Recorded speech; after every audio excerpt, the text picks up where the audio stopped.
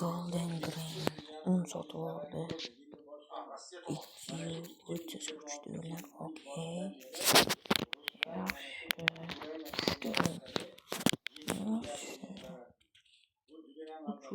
3 dollar. Yaxshi. Yog' bilan un. Asosiy ingredient emas. 15 dollar.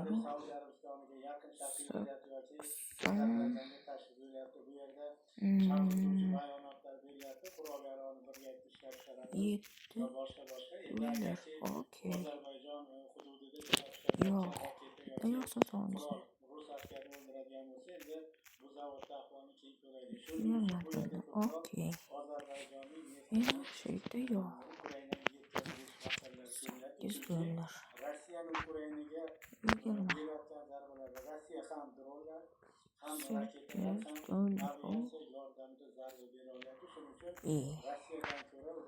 Nima bo'lyapti? Hatto topamiz uni. Okey.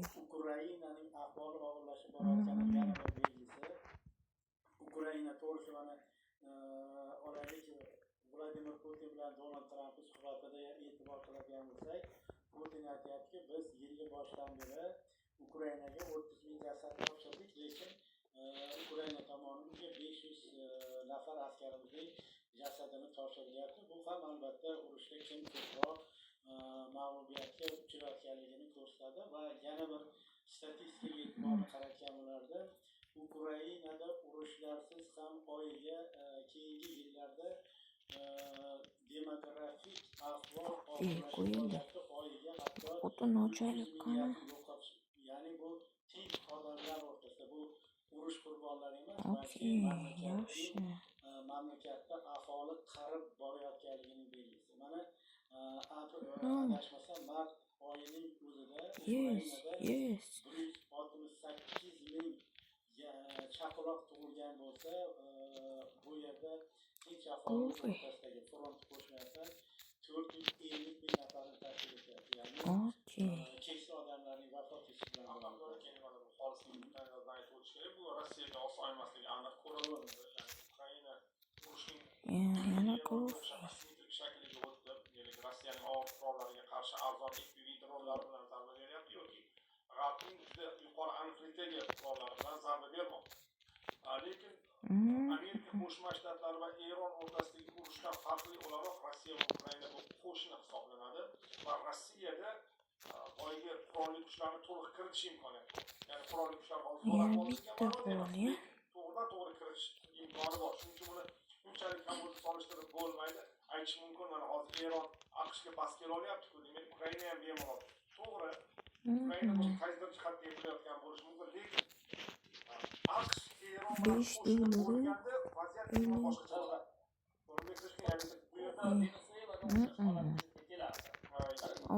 Qo'shni bo'lib turgan. Qo'shni bo'lmasa-da Venesuelada haligi Hindistonda yaqinda baribir pozitsiya oson, lekin Eron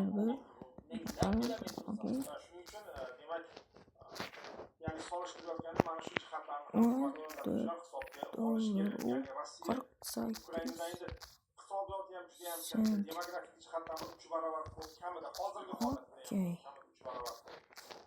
Bu jihatlari bor va Ukrainaning baxtsizligiga deydimi, omadsizligi Amerika Qo'shma Shtatlari moliyalashni va qurol berishlarni to'xtatyapti. O'zi aslida ko'p jihatdan AQShga ishonib boshlangan urush. Buni ham tan olish kerak. Yevropa ittifoqi ham 90 milliard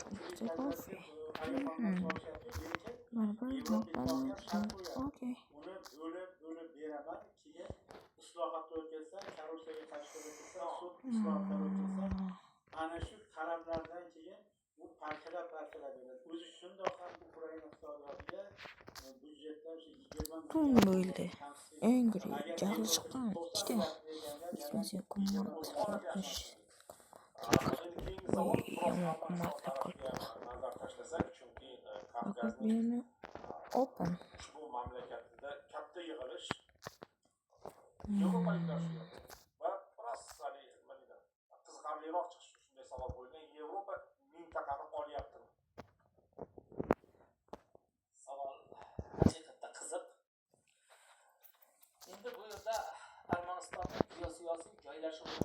Yo'sit qilib qo'yay hozircha. Yo'sit. Nima uchunki, mintaqadagi eng asosiy Yevropa rus davlatlarga va Yevropa 16 dollar. Yaxshi. Juda yaxshi bo'pti. Insaxonim. Adashib ketdim. Okey. Yo'q. Ikkinchi tomondan baribir Chiqamiz. bo'lmagan davlatlar tomonidan o'rab olinganligi Armanistonni murakkab ahvolga ham soladi.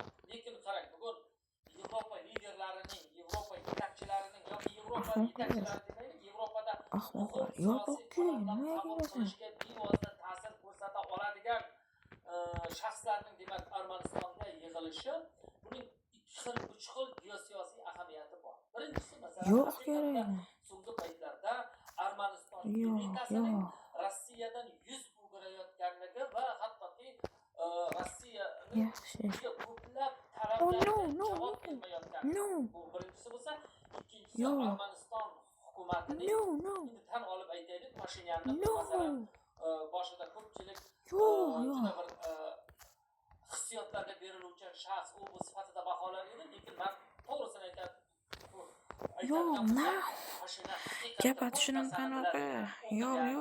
Tarixiy faktlarga tayanadigan shaxs ekanligi ko'rinyapti va u asosan bizga uzoqdagi Rossiyadan ko'ra, deyapti, hattoki Rossiyadan uzoq deyapti, o'rtada Gruziya va Kavkaz borligi uchun, bizga uzoqdagi Rossiyadan ko'ra yonimizdagi Ozarbayjon va Turkiya muhim degan so'zlarni qo'rqmasdan aytib olyapti. Bu so'zlar Armaniston jamiyati tomonidan og'riq bilan qabul qilinadi aslida. Lekin Mana yo'q, opa.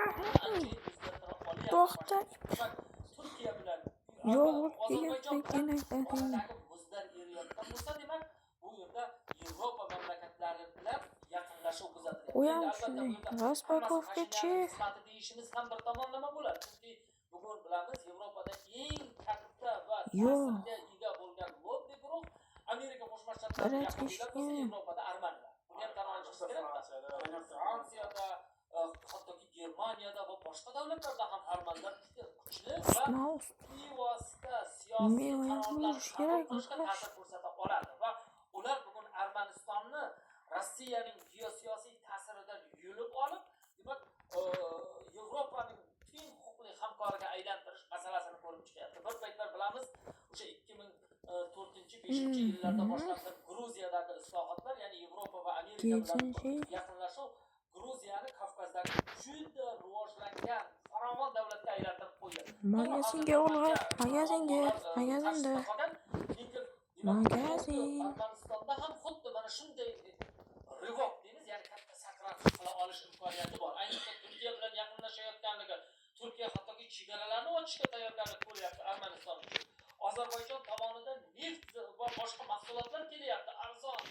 Va eng asosiysi Armanistonning delegatsiyasi, endi yuqori darajada bo'lmasa-da, delegatsiyasi Ozarbayjonga tashrif buyurdi. Ya'ni bu yerda ko'radigan bo'lsak, Pashinyan haqiqatda Armanistonda yangi bir geosiyosiy reallikni vujudga keltiryapti va demak, ular shu paytgacha bilasizmi, ko'pchilik ziyolilari, arman ziyolilari aytayaptiki, Turkiya aslida bizga dushman bo'lmagan ekan. Ochiq aytayapti, mana intervyularda tarqalyapti. Ozarbayjon ham bizga aslida dushman bo'lmagan. Biz ruslarning geosiyosiy motivlarga asoslangan axboroti mafkurasi ta'sirida yashagan ekanmiz degan gaplarni ochiqcha aytadigan armanlar ham paydo bo'lyapti.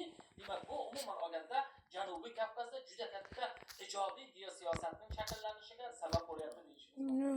To'g'ri, bu fikrlarga qo'shilaman.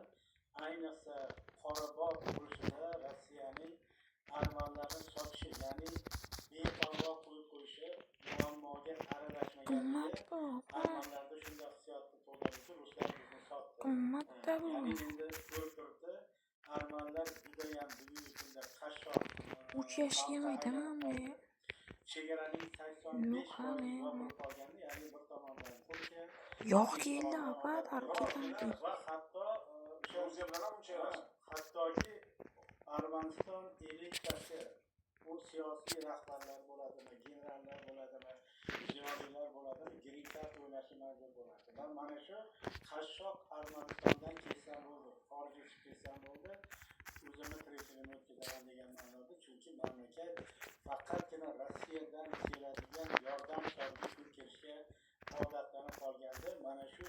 yorlig'ini Nikol Pashinyan haqiqatda yorib chiqdi va u to'g'ri tushundi. Ozarbayjon va Turkiya bilan diplomatik munosabatlarni o'rnatish, ular bilan chegarani ochish arman xalqini mana shu dahshatli qashshoqlikdan va fojiadan qutqarishi mumkin degan fikr keldi. Chunki Armaniston orqali hech qanaqangi transport logistik yo'llari o'tmay qolgandi, chegaralarga pul osilgandi va shuning uchun Armaniston haqiqatda faqat Rossiyaning yordamiga bog'liq bo'lib qolgan davlatga aylangan. Mana endi Zangezur koridori ochilishga yaqin turibdi va Armaniston o'sha Ozarbayjonning takliflariga ham ko'nyapti va hatto shu konstitutsiyaga qo'shimcha o'sha Qorabog'ga egalik qilish borasidagi masalan talablardan voz kechayotganligi yoki turklar tomonidan armanlarning holokosti yoki genosidi to'g'risidagi iboradan ham voz kechayotganligini ko'ryapmiz va mana shu narsa Bektoshga juda to'g'ri aytdilarki, mana shu 1915 yoki 17 yillargacha Birinchi jahon urushi paytida aslida turklar emas, balki armanlar xalqos uyushtirgan desak to'g'ri bo'ladi.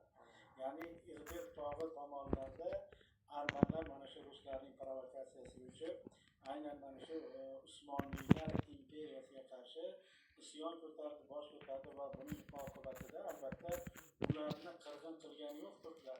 Faqatgina mamlakatni bir hududidan ikkinchi hududiga, xavfsiz hududiga ko'chirdi. Albatta mana shu ko'chirish paytida qish sharoiti bo'lganligi uchun ayrim yoshi keksa insonlar yo'lning og'irligini ko'tara olmasdan masalan halok bo'lgan bo'lish ehtimoli bor. Lekin o'sha men Irbekga borganimda muzeyga kirdim. Ya'ni bu yerda armanlar tomonidan qirg'in uyushtirilishiga bag'ishlangan muzey bor ekan va shu yerda amin bo'ldimki, bu yerda 300 mingdan ortiq turklar arman qurolli kuchlar tomonidan, ya'ni Turkiya hududida istiqomat qiluvchi armanlar tomonidan qirg'in uyushtirilgan va bugun mana tarixiy haqiqat asta-sekinlik bilan yuzaga chiqyapti. Endi mana shu Armaniston Yevropa siyosiy hamjamiyatini